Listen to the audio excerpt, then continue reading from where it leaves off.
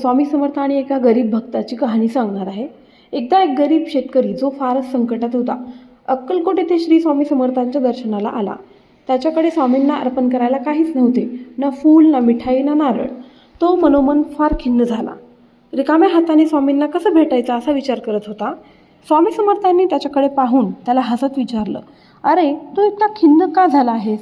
शेतकरी हात जोडून म्हणाला, स्वामी माझ्याकडे तुम्हाला अर्पण करायला काहीच नाही। स्वामी समर्थ हसून म्हणाले, माझ्यासाठी वस्तू नको, भक्ती हवी।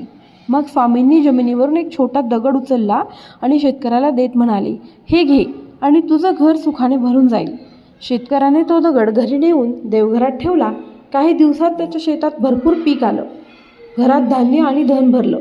शेतकऱ्याला समजलं की खरी भक्ती हा सर्वात मोठा अर्पण आहे, बाकी सर्व स्वामींची कृपा। तर यातून संदेश काय घ्यावा?